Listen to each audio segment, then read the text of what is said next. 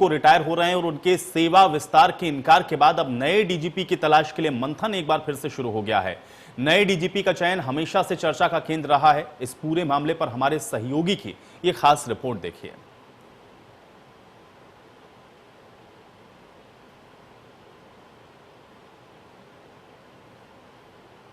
कौन होगा उत्तर प्रदेश का नया डीजीपी?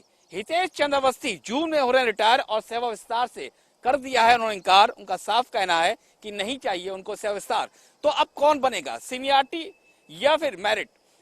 प्रतिनियुक्ति से कोई लौटेगा केंद्र से या वही डीजीपी बनेगा जो कि यहाँ पर उत्तर प्रदेश में है तैनात? सवाल कई है क्योंकि 2022 में चुनाव है, जातीय समीकरण साधा जाएगा या साधा जाएगा क्षेत्रीय समीकरण, तमाम तरीके की बातें हैं। लेकिन 9 नाम जो सबसे आगे चल रहे हैं उनके बारे में बताएंगे। लेकिन सबसे पहले बताते हैं आपको पहला नाम, नासिर कमाल 1986 बैच के अफसर हैं, प्रतिनियुक्ति में केंद्र पर तैनात हैं। लेकिन उनके नाम को लेकर संशय है, लेकिन सबसे आगे हैं वो क्योंकि सीनियरिटी में सबसे टॉप। दूसरा नाम आता है मुकुल गोयल, 1987 बैच के आईपीएस अधिकारी हैं, पश्चिमी उत्तर प्रदेश से उनका नाता है। तो क्या जातीय समीकरण या क्षेत्रीय समीकरण पर फिट बैठेगा, ये सोचने वाली बात है। लेकिन सपा शासनकाल में वो एडीजी लॉ एंड ऑर्डर थे, उसकी वजह से लग रहा है कि शायद उनका नाम ना लिया जाए।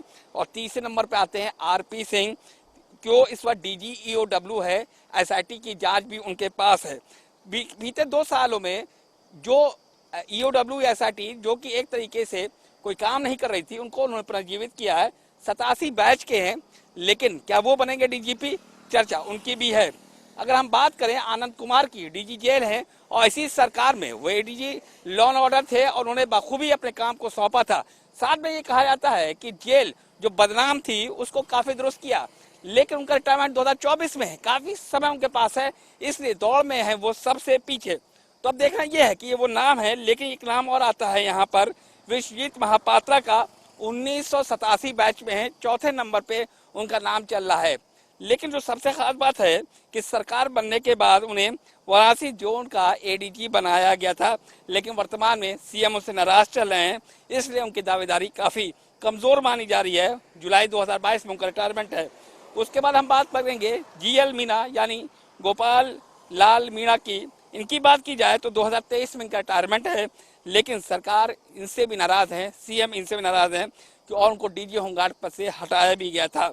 आरके विश्वकर्मा टेक्नो सेवी हैं, इनके बारे में तमाम बातें कही जाती है। 112 की बात की जाए जो यूपी प्रोजेक्ट था, उसको बाखूबी जमीन पर उतारने के लिए इनका योगदान सबको याद है, इसलिए उनका टॉप 5 ऑफिसर्स में इनका शुमार है।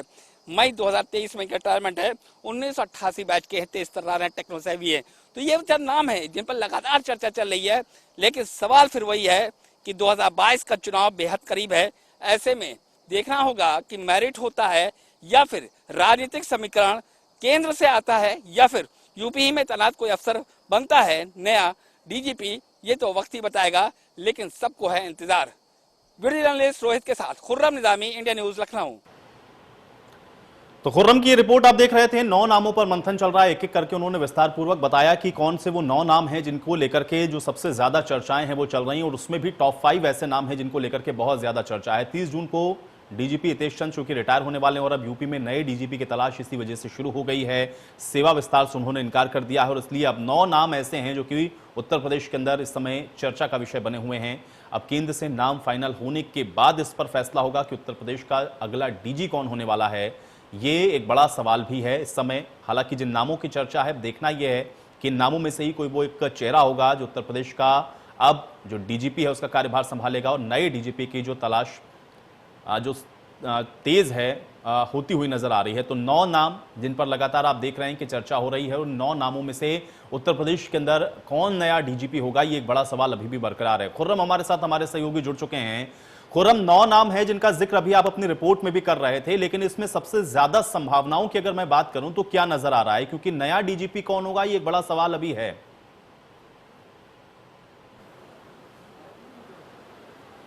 देखिए, नया डीजीपी और सबसे प्रबल दावेदारी की हम बात करें तो मुकुल गोयल की, वो इसलिए क्योंकि टॉप 3 की बात करिए, क्योंकि ये साफ तौर पे कहा जाता है जब नियुक्ति होती है, गाइडलाइन है कि जो टॉप 3 सीनियर मोस्ट आईपीएस अधिकारी होंगे उनका नाम पैनल में जाता है। और इसमें नासिर कमाल, मुकुल गोयल और आरपी सिंह ये है, उन दोनों का सेवा विस्तार जो सेवा काल है वो कम से कम 6 महीना का होना चाहिए, ये एक नियम है। तो उस पर आप देखिए तो नासिर कमाल बचते हैं जो केंद्रीय प्रतिनियुक्ति पर हैं, आरपी सिंह जो यहाँ पर डीजी ईओडब्ल्यू और एसआईटी हैं, और तीसरे बीच का जो नाम बचता है मुकुल गोयल है। तो ये इन तीनों पर अगर आप देखें नासिर कमाल संशय है नाम को लेकर के, भारतीय जनता पार्टी की सरकार है, चुनाव में क्या मैसेज जाएगा इसको लेकर गहन विचार विमर्श जरूर हो रहा होगा बीजेपी कैंप में कि आखिर किसको डीजीपी बनाया जाए। नासिर कमाल नाम को लेकर संशय है लेकिन सीनियर मोस्ट हैं, लिहाजा उन पर एक बार चर्चा जरूर होगी।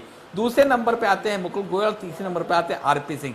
मैं आरपी सिंह को से शुरू करूंगा। आरपी सिंह एसआईटी और डीजीईओडब्ल्यू हैं, और ये एक ऐसी थी कि निष्क्रिय पड़ी हुई थी, चाहे वो ईओडब्ल्यू की बात करिए या एसआईटी की बात करिए, लेकिन विगत 2 सालों में इन्होंने बहुत मेहनत करी है और कोई इसमें दो राय नहीं कि इन्होंने बहुत मेहनत से कई बड़े खुलासे किए हैं, कई बड़े घोटालों की जांच की है, लेकिन यही उनके लिए मुसीबत का सबब बन सकता है क्योंकि इसमें कई सीनियर आईएएस अधिकारी भी हैं, कुछ केंद्रीय प्रतिनियुक्ति पर भी हैं, और तो जाहिर सी बात है वहां इनको दिक्कत आ सकती है। लेकिन मुकुल गोयल की बात करें तो मुकुल गोयल को क्यों प्रबल दावेदार माना जा रहा है?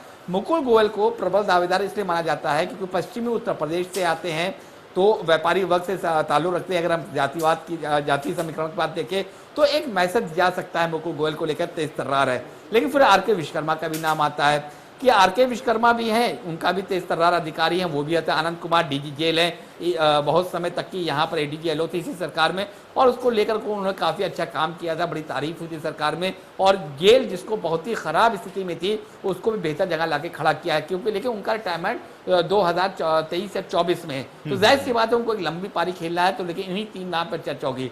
लेकिन जो हमारे सूत्र हैं वो ये बताते हैं कि आप लाखों नाम पे चर्चा कर लीजिए, अनएक्सपेक्टेड होगा, तो यहाँ पर ये कहा जा सकता है क्या मेरिट आधार होगा, सियासी समीकरण आधार होगा, नए डीजीपी को चुनने में केंद्र से प्रतिनियुक्ति से वापस बुलाया जाएगा, या फिर जो यहीं पर उसको रखा जाएगा। क्योंकि आप देखिए जिनके नाम चल रहे हैं अधिकतर जो है केंद्रीय प्रतिनियुक्ति पर हैं, कुछ ऐसे हैं जो यहाँ पर मतलब आरपी सिंह की बात कर लीजिए वो यहीं पर हैं, आप आनंद की बात कर लीजिए जो डीजी जेल हैं वो यहीं पर हैं। तो सवाल ये उठता है क्योंकि सरकार चाहती है कि एक तो उसको फायदा मिले कि जिसको चेहरा बनाए वो जातीय समीकरण या क्षेत्रीय समीकरण को साध सके। दूसरी बात जो अभी जो कमी खली है जरूर सरकार को, हालांकि हितेश चंद्र अवस्थी की हम बात करें तो बेहद ईमानदार अधिकारी हैं, लेकिन उनके साथ एक रिकॉर्ड और जुड़ता है, वो ये है कि लखनऊ से बहुत कम बाहर गए, बहुत कुछ हुआ लेकिन वो एक्शन में नहीं दिखे, खामोशी से अपना काम करते रहे। ADG law order Prashant Kumar है, वो चेहरा बने रहे पुलिस विभाग का पूरे टाइम। आप देखिए जब भी कुछ बड़ा होता है तो वो सामने आते हैं। हितेश चंद्र अवस्थी को एक्सटेंशन देना चाहती थी योगी सरकार, लेकिन उन्होंने साफ मना कर दिया।